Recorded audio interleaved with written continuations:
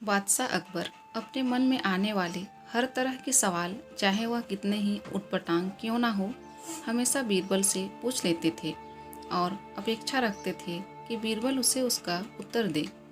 एक बार अकबर और बीरबल साथ में बैठे हुए थे। तब अकबर ने बीरबल से कहा, बीरबल, मुझे एक ख्याल हमेशा ही आता है कि तुम जो इतने बुद्धिशाली हो, तो तुम्हारे जो पिता हैं वह कितने बुद्धिशाली होंगे। और मेरा मन है कि एक दिन तुम्हारे पिता को जरूर मिलूं और देखूं कि वह बुद्धि में तुमसे भी बढ़कर है या नहीं। बीरबल ने अकबर से कहा, महाराज, मेरे पिता एकदम सीधे साधे, भोले भाले और गांव देहात में रहने वाले सरल आदमी हैं। उनसे मिलकर आपको कुछ भी हासिल नहीं होगा, इसलिए अच्छा होगा आप उनसे मिलने का ख्याल छोड़ दें। अकबर को लगा कि बीरबल शायद इसलिए अपने पिता से मिलवाना नहीं चाहता क्योंकि हो सकता है उसके पिता उससे भी ज़्यादा बुद्धिशाली हो और अपने से ज़्यादा बुद्धिशाली व्यक्ति को मेरे सामने लाकर वह अपना महत्व कम नहीं करना चाहता होगा। अकबर ने बीरबल की एक ना सुनी और उसे हुक्म दिया कि अगर 8 दिनों में उसने अपने पिता से उन्हें नहीं मिलवाया तो परिणाम अच्छा नहीं होगा। बीरबल के पास और कोई चारा नहीं था, तो बीरबल ने गांव से अपने पिता को संदेश भिजवाकर बुलवा लिया। बीरबल अब सच में दुविधा में था क्योंकि उसके पिता सच में बहुत सरल और भोले भाले आदमी थे। बीरबल ने अपने पिता को अच्छे नए कपड़े खरीद कर दिए और उन्हें एक बात कही कि चाहे कुछ भी हो जाए, अकबर कुछ भला बुरा कहे या गुस्सा करे, आपको उनके सामने बिल्कुल मुंह नहीं खोलना है। बीरबल के पिता अपने बेटे की बात मानकर अकबर के दरबार में गए। उनको देखते ही अकबर ने पहचान लिया कि वह बीरबल के पिता हैं, लेकिन सिर्फ बात शुरू करने के लिए अकबर ने कहा, क्या आप ही बीरबल के पिता हैं?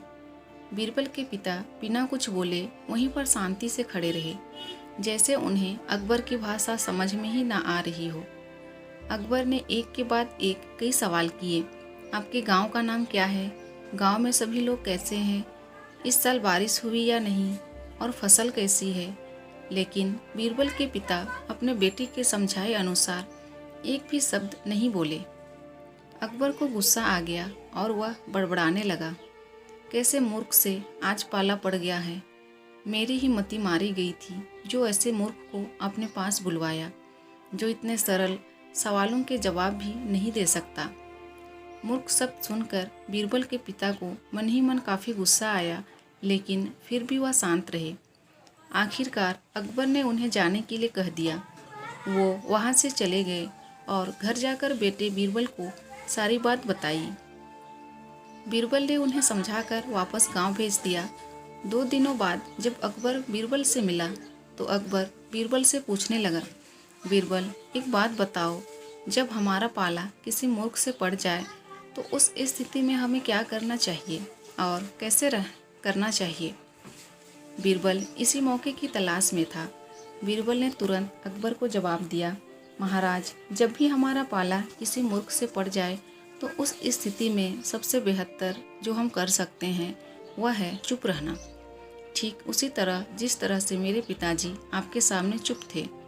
यह सुनकर अकबर का मुंह देखने लायक था, क्योंकि बीरबल ने न सिर्फ अपने पिता का बदला ले लिया था, बल्कि यह भी साबित कर दिया था कि सच में अगर कोई मूर्ख है तो वह अकबर है, ना कि उसके पिताजी।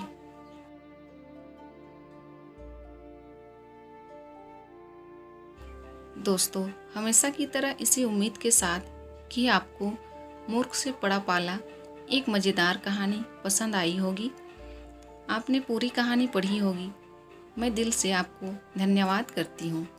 Thank you.